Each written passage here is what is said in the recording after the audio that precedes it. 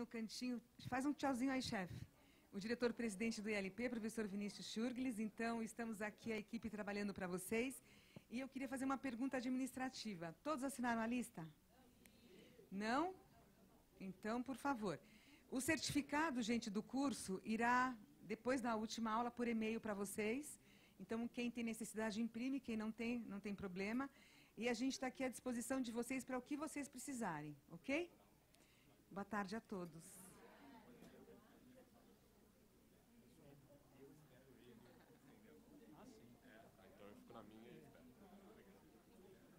Boa tarde. Vamos retornar aos lugares, por favor. Temos apenas mais 1 hora, 50 minutos. Então, o último slide foi esse aqui, com um ensinamento muito importante. Os 3 caminhos para o sucesso: ensinar o que se sabe, praticar o que se ensina e perguntar o que se ignora, de Beda, monge inglês. Vamos então, dando andamento à nossa... Bom, aqui não me interessa. Murilo Antunes Alves, jornalista, cerimonialista e advogado. Deixa eu ver, quem que é aqui mestre de cerimônias? Algumas pessoas. Por favor, vem aqui, o senhor. Quem mais? Voz feminina. Mestre de cerimônias, quem é? Você, por favor, as duas, por favor. E o senhor também. Vocês 4 vão interpretar o texto que está aqui. Tem um texto maravilhoso. Antes, só explicar aqui essa foto. Dr. Murilo, ele foi meu guru. E um dia eu perguntei para o Dr. Murilo, eu vou assumir o cerimonial aqui da Assembleia, eu queria que você me inspirasse, me diga o que é o cerimonial, só isso. Ele falou: Takahashi, olhe para o céu à noite e veja a harmonia entre os astros. Cada astro possui uma grandeza, e dessa grandeza ela emite uma luz. E essa luz, para chegar a nós, percorreu quantos milhões de anos, não é? Então, cada astro representa uma autoridade, com a sua grandeza e tamanho. E de acordo com essa grandeza e tamanho, cada astro possui a sua atração, sobre a qual pequenos astros gravitam no seu entorno. Grandes astros atraem pequenos astros. E assim é o cerimonial. Autoridades mais graduadas trazem no seu entorno autoridades menos graduadas. E o que estabelece a harmonia no céu chama-se lei da gravidade. E o que estabelece a harmonia na sociedade chama-se normas do cerimonial. Então aqui ele me ensinou o que é o cerimonial. Tá? Aí entramos nessa crônica ao cerimonialista, que foi escrita pelo presidente do CNCP atual, o professor Silvio Lobo, de Mato Grosso. Ele escreveu essa crônica que vamos ter o prazer de ouvir na interpretação dos nossos colegas. Você é o? Felipe. Da onde? São Paulo. Wagner Limeira. Rosana Mojimirim. Simone, de Florianópolis, mas morando em São Paulo há 5 anos. Vamos intercalar? Rapaz e moça, isso. Vamos começar por você. Essa crônica resume todas as atividades, atribuições do cerimonialista, tá? Então, vamos acompanhar, por favor. Posso? Crônica ao cerimonialista.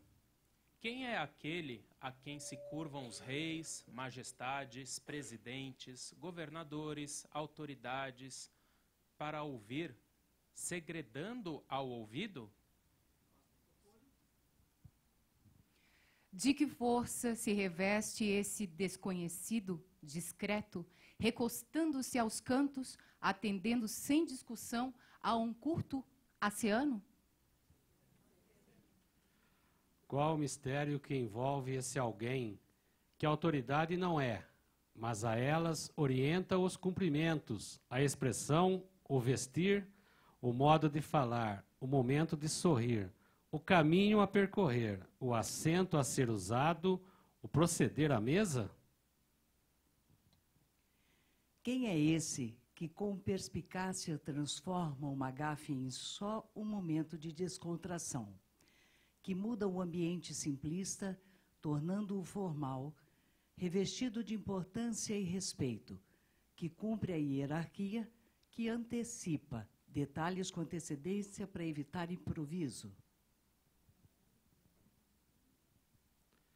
Que extraordinária força exerce sobre os dirigentes do mundo para definir os pratos e a ordem dos pratos, como recepcionar e ser recepcionado, como participar de almoços e jantares, café e drinks, como servir, como atender.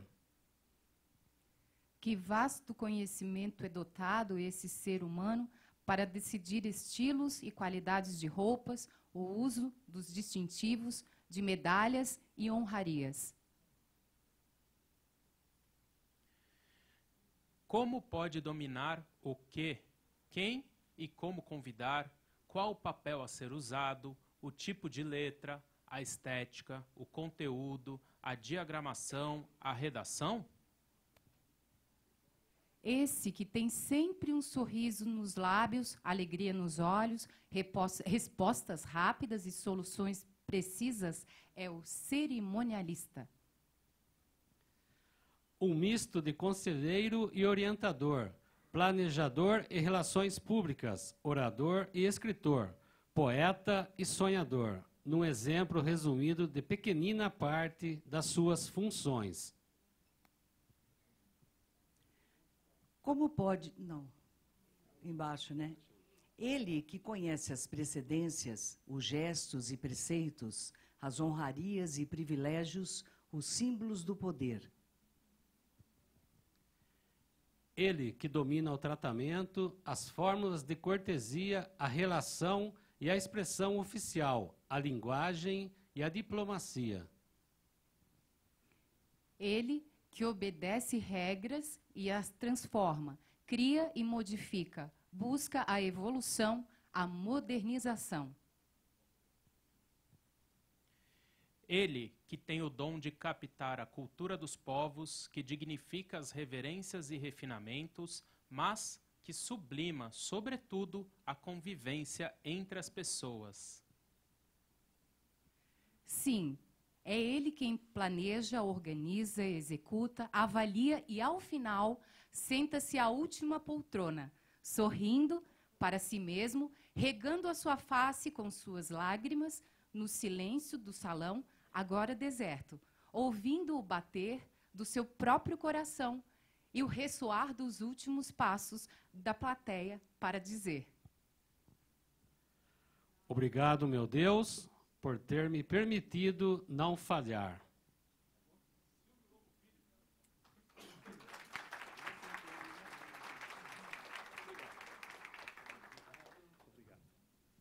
Gostaram do texto? Ele retrata todas as funções do cerimonialista, na verdade, né? O dia a dia do cerimonialista. E essa frase aí me norteou durante muitos anos. Graças a Deus não erramos, ou não errei, né? Porque o cerimonial só aparece nos erros, não é verdade? Bom, vamos lá.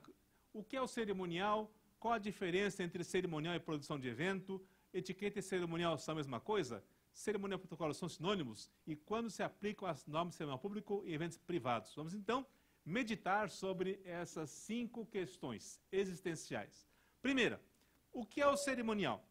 Conceito histórico e aplicação. No princípio, o homem primitivo se valia da sua força física para delimitar o seu espaço no convívio com outros seres. E ele, executando a força física com seu machadinha, a sua clava, seu tacape, ele criava ao redor de si uma redoma psicossocial em que, por medo dos outros, esses outros não o atacavam. Da força bruta para as relações subjetivas. Com o avançar da sociedade humana, nós tivemos um progresso. E para garantir, nesse progresso, o espaço ao homem, foi necessária a criação de regras de convivência. Não mais a machadinha, nem o tacape, nem a lança, mas princípios que regessem a nossa vida pessoal, social e a carreira profissional. Tudo isso para a minha evolução pessoal. Tá? Para regrar a vida pessoal, foram criadas regras de educação.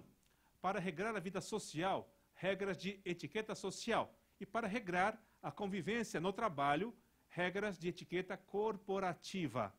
Tá ok? Bom, o cerimonial surgiu lá na Antiguidade e os primeiros registros que se tem é do mundo do Egito, em que o faraó, que era a manifestação da divindade na face da terra, tinha todo um tratamento em torno dele. Então, quando um faraó designava um mensageiro como seu embaixador perante um outro povo, ele o fazia através de um rito. Então, esses ritos dos antigos faraós são os mais antigos preceitos que a humanidade tem conhecimento. Mas os escritos mais antigos são da China, nessa dinastia Zhou, em que Zhou Li, esse imperador, escreveu vários pergaminhos a respeito do procedimento dentro da sua corte, como deveriam se comportar os nobres perante o povo. E esse rito de passagem dos filhos com 14 anos, na sua entrada para a maioridade, então tudo isso aí foi registrado em pergaminhos da dinastia do imperador Zhou Kang. Mas foi Confúcio que trouxe de forma bastante educativa ou didática a necessidade e a importância dos eventos ou do cerimonial. Então, conforme consta no livro da Política, Confúcio, que viveu 551 anos antes de Cristo na China, ele despertou para a importância dos rituais, para que, pelos rituais do imperador, a sociedade observasse o tratamento que ele dava aos seus nobres e os nobres para com os mais embaixo, e dessa mensagem captasse a organização que a sociedade deveria seguir. Então, Confúcio foi um grande precursor da ordem social. Então, nesse texto aí, vocês encontram o seguinte, importante no meio aqui. Os rituais que ele escrevia não eram só cortesias, tá aqui, ó. Serviam a um propósito mais profundo. Os portadores deveriam se portar com sinceridade para que os rituais tivessem sentido. Então ele fala dos servidores públicos, ele fala da estrutura com os nobres, inclusive os eventos públicos de exame para um nobre tornar-se um ministro. Então, para um nobre, porque só os nobres poderiam ocupar essas funções de Estado. Mas para escolher os melhores, os mais preparados, eram feitas sabatinas públicas em que o povo poderia observar ao longe que até os nobres deveriam seguir determinadas regras. Aqui é mais um pouco. Isso aqui tem tudo no site, tá? Vocês podem depois dar uma lida com mais atenção. Confúcio estabeleceu essa hierarquia em pirâmide, em que o soberano ele tinha os seus ministros conselheiros, que deveriam lealdade ao soberano e que deveriam dever para com a sociedade como um todo. Na civilização grega e na romana, o cerimonial já foi mais vinculado às crenças, à mitologia da época. Então, cada parte da arquitetura, da indumentária, da roupa, das pessoas, especialmente os militares, tinham significado vinculando a uma figura mitológica. Você vê, por exemplo, esse centurião romano, a túnica dele é da cor vermelha. Vermelho é a famosa cor nobre. Por quê? Porque ela advém do sangue. Do sangue de quem? De quem você matou. Não é? Você tem o ouro, que simboliza o sol. Você tem no elmo essa plumagem de ave de rapina. Enfim, toda a indumentária do centurião, desse centurião romano, denota o quê? As medalhas denotam o quê? Passagens mitológicas e a sua vinculação com seres ou coisas mais importantes da natureza. Na Idade Média, o cerimonial já começou a misturar-se um pouco com a religiosidade. Então você teve na figura dos cruzados, dos cavaleiros das cruzadas, uma mescla entre um ritual militar com religioso. Está aqui uma imagem. Algumas reminiscências. A nossa nobre corporação da PM aqui presente, bem representada, aqui também está onde? Lá também na outra extremidade. Nós encontramos aqui, por exemplo, a continência militar.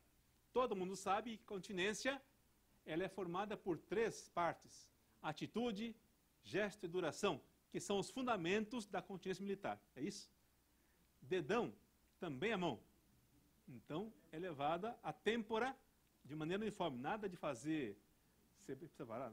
Dedão também é mão, então tem que levar aqui a têmpora. Já pega alguns países, a continência é já mais, né, mais exagerada. Outros já põem aqui. O Steve Rogers, não é Steve Rogers, né? Ele não vai morrer no final do filme. Quem não assistiu? Vingadores Ultimato. Termina assim. Brincadeira.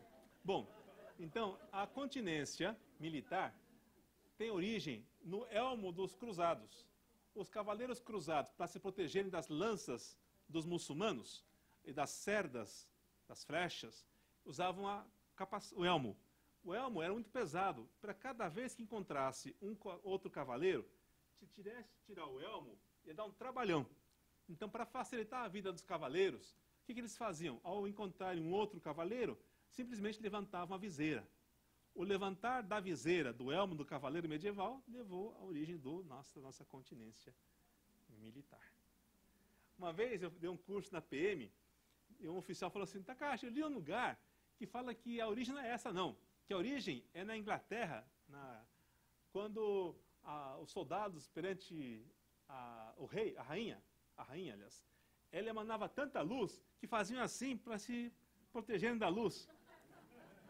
Eu acho que aí já fica muito exagerado, né, gente? Vamos lá. Ainda mais, hoje, em tempos militares no governo federal, tem que aprender a fazer continência direito, viu? Oi? Ok. Cor vermelha. A cor vermelha tem uma simbologia muito forte no cerimonial, especialmente o religioso. Por quê? Representa o sangue derramado em sacrifício dos cristãos e mártires, além de amor fervoroso e vitorioso. As pessoas, quando viram os sapatos do rei Bento XVI, acharam interessante os sapatos de marca Prada. Não é Vulcabras, não. Prada. Na cor vermelha. E perguntaram por que é essa cor. Aí um padre que fez o comentário no jornal falou assim que simboliza sangue de Cristo e dos mártires cristãos. Né? Mas, na verdade, a cor vermelha tem uma outra origem. Alexandre o Grande, quando invadiu a Pérsia de Dario, 300 anos antes de Cristo, encontrou nos palácios da Pérsia a cor púrpura, ou a cor vermelha, como a cor predominante, a cor das partes mais nobres, nas cortinas, nos mantos. Enfim, a cor vermelha, na Pérsia, já era tratada como uma cor muito importante. Agora, da onde vem a importância desse vermelho? Aí eu trago aqui a foto do capacho da entrada da Assembleia Legislativa. Certo dia, eu volto aqui para a Assembleia e me deparo na entrada do hall monumental com esse capacho, cheio de capacho, desse jeito aí, e o mascote da Assembleia, o cachorrinho que ficava na porta. Né? Aí eu olhei assim, puxa, que interessante. Aí eu perguntei para o policial que estava lá, por que as pessoas pisam no brasão do Estado? Aí eu fui falar com o presidente, Fernando Capês. Presidente, não é por nada não, mas é que está esquisito. A pessoa entra na Assembleia e limpa a sujeira do sapato no brasão do Estado. O senhor gostaria que uma foto sua estivesse no chão e a pessoa pisasse na sua foto? De jeito nenhum. Pois o brasão é um símbolo do Estado de São Paulo. E deixá-lo no chão para as pessoas limparem o pé não é muito digno. Mandou arrancar no mesmo dia. E hoje tem as cinzas, sem o brasão. Não é? Agora, a cor vermelha vem de onde? Nessas batalhas de antigamente, os comandantes, imperadores, príncipes, generais, iam na frente dos exércitos. Ao contrário do que é hoje, em que os chefes ficam no videogame e o exército vai lá se ralar, Antigamente, os comandantes iam na frente para puxar o bril dos seus exércitos. E vencida a batalha, era de praxe os comandantes, os generais, os príncipes, os reis, a caminharem no campo de batalha para ver se sobraram alguns sobreviventes, alguns remanescentes. E havendo algum inimigo ainda vivo, cabia a eles, generais, príncipes, reis, dar-lhes o chamado golpe de misericórdia. Então, caminhar sobre o sangue dos corpos dos seus inimigos derrotados tornou-se um ato de vitória, um gesto de glória. Por isso, quem é solteiro aqui? Solteira, solteiro. Quando forem se casar, e ao entrarem na nau da igreja e caminharem sobre a passadeira vermelha, olhem para ela e pensem, quanto sangue, meu Deus. Né? Mas é o sangue dos derrotados sobre o qual você caminha, e isso é um ato de vitória, um ato de glória. Por isso que os tapetes e as passadeiras em locais nobres são da cor vermelha. Mas voltamos à assembleia no carpete. Aí um coronel falou assim, coronel Ferrari, Takahashi, no seu curso você fala da cor vermelha, sangue, caminhar sobre o sangue. Por que na assembleia os carpetes não são da cor vermelha, são da cor cinza? Falei, óbvio, coronel. Os tempos modernos, os corpos são cremados hoje. Mas essa foi brincadeira, tá? Vamos lá, olha aqui. Aqui é a assembleia, eu recebendo o embaixador do Japão, com a nossa gloriosa corporação PM aqui a PIMAL, a presidenta Dilma recebendo o Papa Francisco, com a passadeira vermelha. No livro, o pequeno livro de cores, que é livro em francês, nós encontramos, no meio do livro, uma explicação da importância da cor vermelha. Diz aqui, desde a antiguidade já era dado ao vermelho atributos de poder, tanto na religião quanto na guerra. O deus Marte, os centuriões romanos e até mesmo certos sacerdotes se vestiam nesta cor. Obviamente, desde cedo se relacionava o vermelho com o sangue e com o fogo. Tá? Desde os princípios do cristianismo, o fogo vermelho era símbolo de vida. E um dos exemplos mais conhecidos dessa simbologia são as línguas de fogo que descem sobre as cabeças dos apóstolos no dia de Pentecostes. O sangue vermelho de Cristo é símbolo de salvação. Ok? Lugar de honra. Qual é o lugar de honra num dispositivo? Se for ímpar, ao centro. Muito bem, está bem informado, hein? Se for par, centro à direita. Tá? Centro, mas à direita e depois à esquerda. Então, o centro é o lugar de honra. Da onde vem essa ideia de que o centro é o lugar de honra? Tanto em tribunais, vejam só a foto aqui do Supremo Tribunal Federal, o presidente Toffoli, na época, dando lugar de honra à direita no centro, centro-esquerda está o presidente da República, depois o presidente do Senado Federal, da Câmara dos Deputados, a Procuradora da República e o não sei quem. Tá? Então, na formação par, são 6 cadeiras, no centro à direita é o lugar de honra. Lembrando sempre que direita e esquerda em relação a quem está na tribuna, na mesa, no palco, em relação ao auditório, à rua ou ao pátio. Tá? Nossa portaria normativa das Forças Armadas, que conduz o cerimonial, que antes era um decreto federal, hoje é uma portaria normativa do Ministério da Defesa, diz o seguinte, quando 2 militares se deslocam juntos, o de menor antiguidade dá a direita ao superior, que é o mais antigo. Tá? Então, direita e esquerda sempre foram fundamentais na história da humanidade. Mas o centro vem da onde?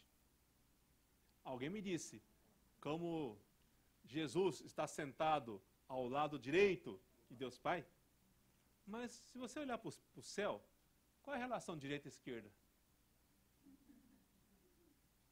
Como é que você tira a direita e esquerda no céu? Em relação ao quê?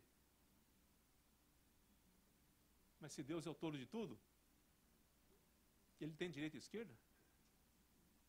Se ele é o todo de tudo, não tem referência um lado ou outro lado. Aí fui pesquisar. A resposta não está no cristianismo. Antes do cristianismo, a antropologia já explicava a origem da direita como lado de honra. Vem da onde?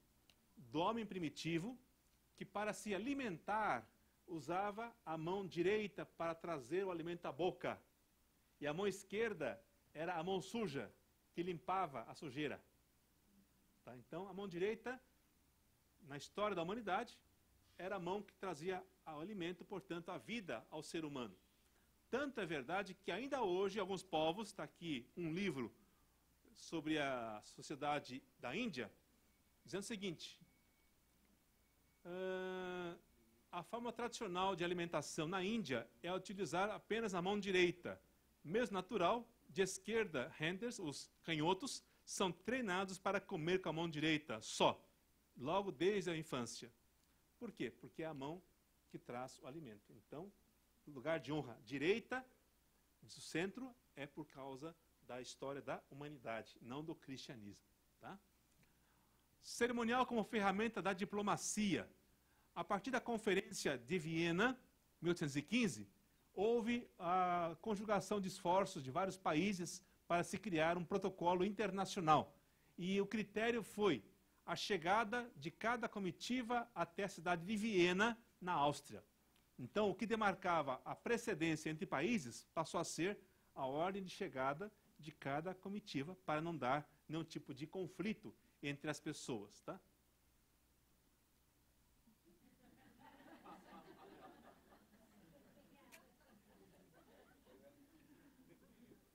Aqui é uma imagem do ano passado, da entrega de credenciais de embaixadores novos ao presidente Temer.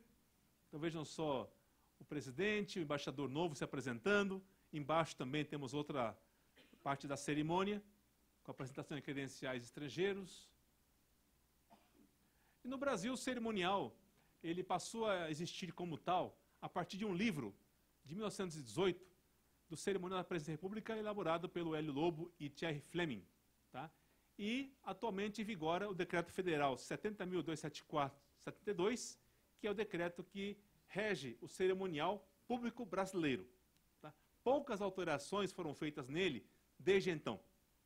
Aí, quando você lê o decreto que você tem no livrinho azul, você começa a pensar, puxa vida, mas dá muita força ao Poder Executivo, dá muita força ao governo federal e ao estadual, município zero esquerda, vereador nem existe, Ministério Público não fala nada. Por que acontece isso? Aí, quando você vai buscar o porquê das coisas, tem que observar o quê? O período em que o decreto foi editado. Tá? Ou seja, foi durante o período militar. Então, toda uma história em torno desse decreto, que se revela pela história do Brasil, que deu as características a esse decreto, que dá muita força ao Executivo e às Forças Armadas. Tá? Bom, o cerimonial é uma ferramenta de comunicação institucional do poder constituído, ou seja, o mundo moderno, ele se apresenta por marcas, não é? Assim é o mundo público também. Ele tem as suas marcas, ou as suas imagens, que traduzem a sua história e a sua pujança. Aqui nós temos o brasão do estado de São Paulo. Pelo Brasil, façam-se grandes coisas, ou o máximo. Poder. O que é o poder? Poder é o direito de deliberar, agir e mandar também, dependendo do contexto, exercer sua autoridade, soberania ou posse do domínio, da influência ou da força. Poder é a habilidade de impor a sua vontade sobre os outros. O poder é constituído por 3 perninhas: mitos, ritos e símbolos. Para nortear os mitos, você tem a política. É a atividade dos políticos exercer o poder, e com isso se tornam mitos.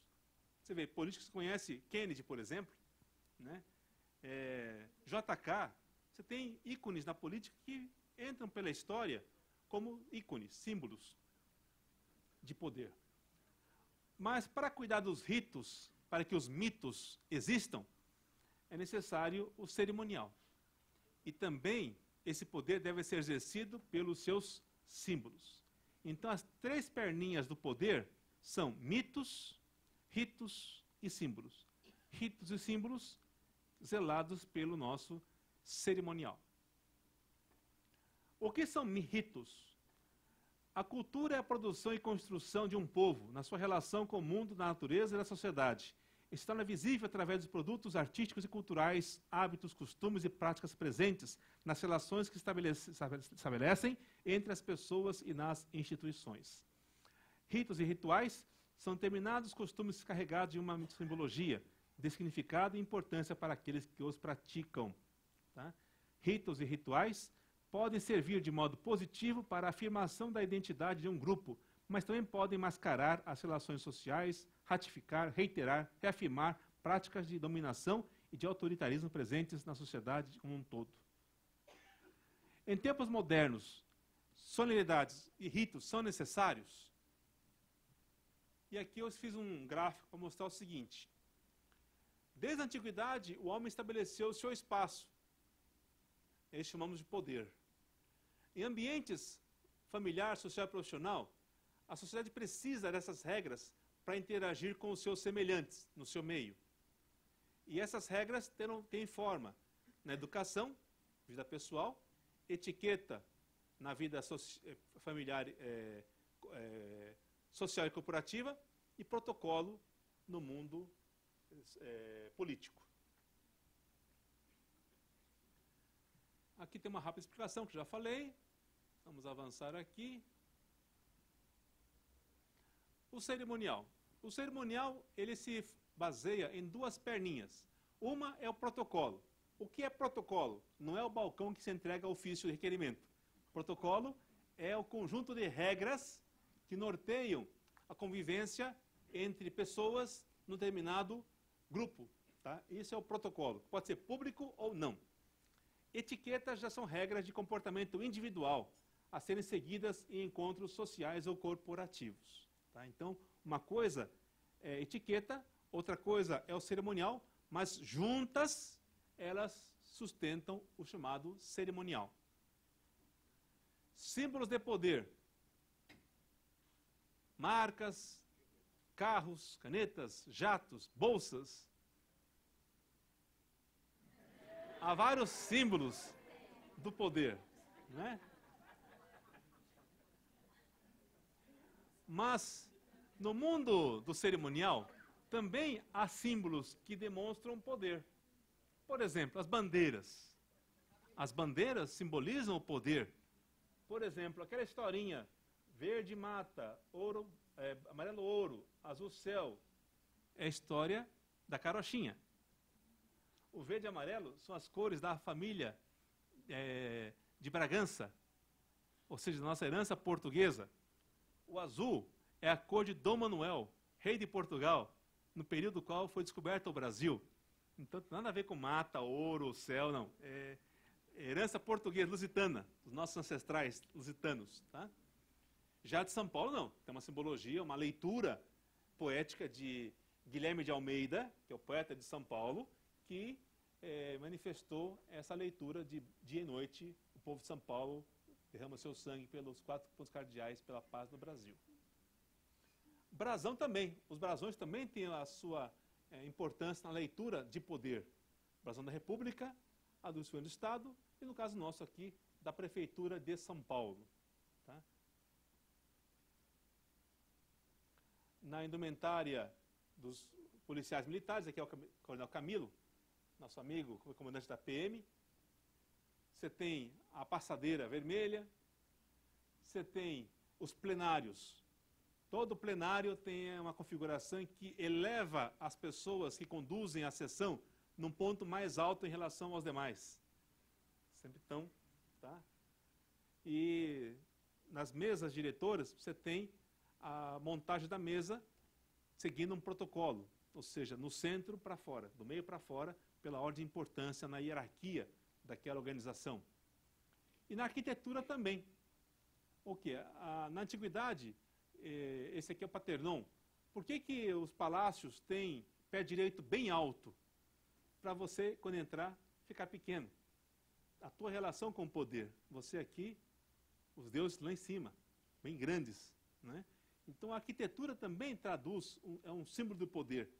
Então, nessa imagem da Grécia, você vê a proporção pequena do homem em relação ao estabelecimento. Aqui na Assembleia, você sobe uma rampa. Dificilmente encontraremos, a não ser na arquitetura moderna, revolucionária atual, mas na arquitetura da história do homem, você sempre vai ter castelos, palácios com rampas ou escadarias para cima, nunca para baixo. Para ter a sensação de que, para chegar ao poder, você deve ascender, deve subir. Então a arquitetura também ajuda a explicar a nossa relação com o poder. Aqui é aquele livro que eu li para vocês, na passagem que ele fala sobre o Senhor Vida e Excelência. Recomendo a leitura, é um livro baratinho, é muito bom. Aí alguém pode ficar pensando já no final do primeiro dia de curso, ó, já são 20 para 1. Cerimônia é frescura, na hora tudo certo. Não adianta planejar e organizar, pois na hora tudo muda. Isso está errado. Tá? Cabe a nós criarmos conhecimento e experiência de modo que, se houver exceções, serão exceções a regras e não exceções para exceções. Tá? O que é um evento? No manual de eventos da Câmara dos Deputados, diz aqui que o evento é um acontecimento previamente planejado, instrumento da comunicação dirigida, que tem a finalidade de criar conceitos e estabelecer a imagem das empresas, produtos, serviços, ideias e pessoas. Por que tem essa definição aqui tão interessante de evento? Porque evento difere de um ato ou de um encontro. Tá? Uma coisa é você juntar umas pessoas e fazer um encontro. Tá? Para isso virar um evento, tem que ter esse conjunto aqui de planejamento e de comunicação. Ok? Nós temos dois tipos de eventos na nossa leitura cerimonial. Os oficiais, promovidos pelo poder público, União, Estados e municípios, e os particulares, cuja promoção é das empresas, associações e ONGs. Então são dois mundos distintos. O evento oficial segue as regras do cerimonial público brasileiro, do livrinho azul. Já os eventos particulares seguem a regra de quem? Das corporações ou de quem paga a conta. Não é assim? Mas vamos supor que uma autoridade pública seja convidada para participar de um evento particular. O que acontece? Se ela for convidada enquanto autoridade, ela leva consigo o manto do poder público e leva para esse evento particular uma outra característica. Se transforma em evento público ou evento misto. Ou seja, evento promovido por particulares, mas obedecendo às regras do cerimonial público brasileiro. Tá? Eu falo sempre para meus amigos empresários de eventos, se você tiver o contrassenso de convidar uma autoridade para o seu evento, lascou. Vai estar cheio de cerimonialista por aqui, do governo, das empresas públicas, para dar pitaco no seu evento. Tá? Então, muito cuidado nessas coisas. O que não quer dizer que você possa chegar lá e mudar tudo. Não. Respeita-se a organização do evento privado, mas tem que inserir nele a participação do ser humano. Por exemplo, Rotary Club. Quem é de Rotary Club aqui? Rotary. Certa vez eu fui acompanhar o prefeito de São Paulo, da capital, na convenção do Rotary em Água de Lindóia, no hotel Majestic, famoso lá. Muito bacana. E cheguei um pouco antes que o prefeito e fui procurar os encarregados pelo cerimonial. O Rotary Club é conhecido pela excelência no cerimonial. Eles trabalham muito esse tema, estudam, só que é o cerimonial deles. Não é o público, é o deles. Próprio do Rotary Club. E aí eu pedia para ver o plano de mesa, que é o desenho da mesa diretora do evento. Aí mostraram assim, Takahashi, é fácil, tem 6 cadeiras, aqui tem 5, 6. Então nós temos o centro, 2 cadeiras, as mais importantes. Ao centro à direita fica o governador do Rotary atual. À esquerda, o governador, o Rotary, na gestão seguinte, sucessor. Na outra fica o governador do Rotary anterior. Depois fica o prefeito da cidade promotora do evento, Água de Lindóia. Depois fica o senhor Kassab, prefeito de São Paulo. E, por último, fica o presidente da Câmara de Água de Lindóia. Tá bom assim? Falei, não. Não. Por que não? Porque, olha, era uma vez, vocês convidaram o prefeito de São Paulo e o prefeito de Águas. Aqui não devem reclamar nada, mas, no nosso caso, há uma liturgia do cargo que nos obriga, somos escravos dessa lei, desse decreto, a gente sugerir para vocês algumas mudanças. Por exemplo, a presidência dos trabalhos, evento do Rotary Club, evidentemente ninguém vai tirar a presidência da mesa do governador anfitrião. Mas quem é o governador anfitrião? É o que está na atual gestão. Então ele vai sentar no meio. Mas à direita ou à esquerda? Como ele é muito bem educado e muito cortês, ele vai sentar-se ao centro, à esquerda, para poder ceder à direita dele a autoridade pública mais graduada, que é o prefeito da capital. Por que da capital? Porque entre as prefeituras há a precedência. Começa com capital, depois municípios com mais de 1 milhão de habitantes, depois de 500 mil a 1 milhão, depois de 300 mil a 500 mil, depois de 100 mil a 300 mil, e abaixo de 100 mil, ordem alfabética começa com Adamantina e termina com Zacarias. Tá? É o Deus dará. Então, pela ordem de precedência de cidades, então a autoridade mais elevada aqui não é o prefeito local, é o prefeito da capital. Diferente, porque é um evento privado, do Rotary Club. Se fosse um evento da prefeitura de Água de Lindóia, o prefeito era o rei da cocada. Tá? Aí o prefeito da capital seria convidado de honra. Mas, no caso, é um evento privado, então sujeito às regras gerais do cerimonial público. Então, nesse caso, o governador do Rotary atual, centro-esquerda, dá a sua direita ao prefeito da capital, dá a sua esquerda ao prefeito local, dá a sua outra direita o presidente da Câmara local, e as duas pontas com o futuro governador do Rotary e o anterior governador do Rotary, que são da casa e estão fora do mandato. Captura. Deu certinho. Tá? Vamos lá. No manual de eventos da FAB, da CNI, que é cópia fiel da FAB, nós encontramos o seguinte: é fundamental que sejam seguidas as normas de cerimonial estabelecidas com a finalidade de se desenvolverem corretamente os atos solenes e os demais eventos que necessitem de formalização. Para que o evento aconteça conforme as regras de cerimonial, deve-se aplicar alguns procedimentos como disciplina, hierarquia, elegância, respeito, cortesia, bom senso, bom gosto, simplicidade, que os cerimonialistas seguem durante a sua organização e realização.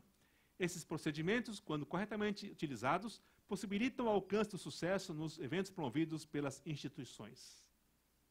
Aí, botamos aqui o nosso iceberg. Tá?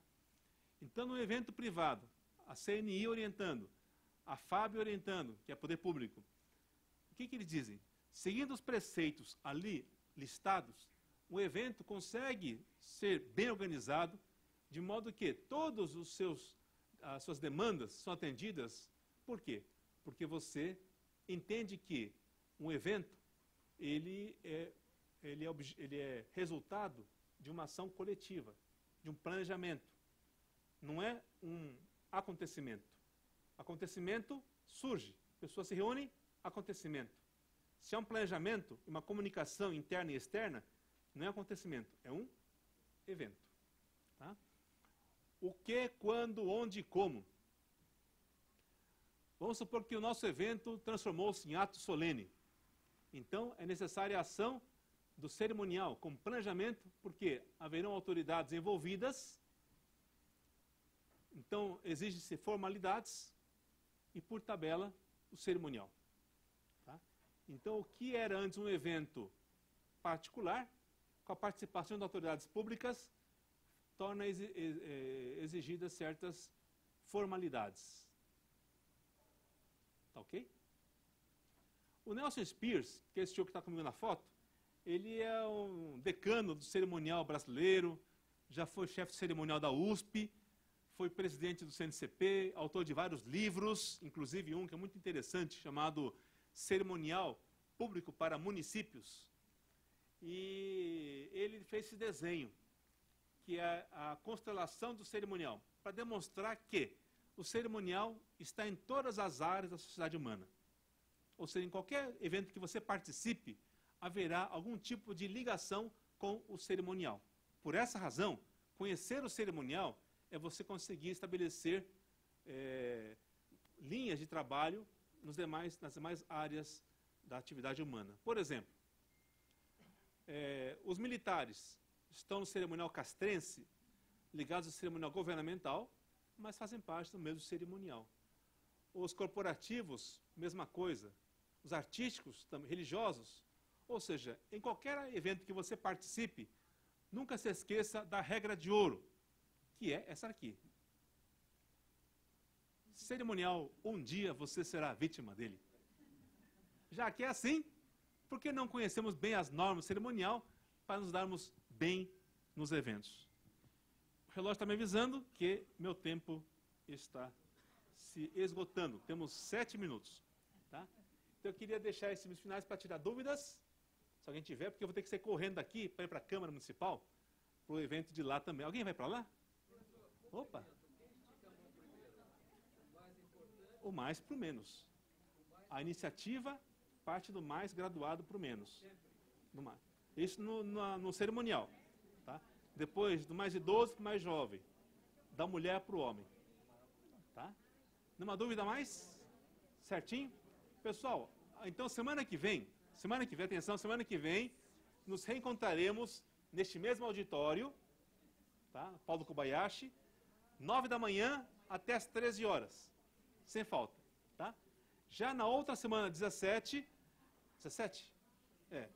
Aí dia 10 a gente conversa, porque talvez tenha que mudar o período, tá? Mas a gente avisa antes, para a gente poder se acomodar. Tá bom? Foi para tarde, mas talvez tenha que mudar para amanhã outra vez, porque surgiu uma outra necessidade aí do trabalho, tá? Bom, no livro e no site tem meus contatos, e-mail, tem telefone celular. Quiser mandar zap, quiser mandar e-mail, declaração de amor, fatura de cartão de crédito, fique à vontade, tá, gente? Bom final de semana a todos, muito obrigado pela presença hoje. Até sexta-feira que vem.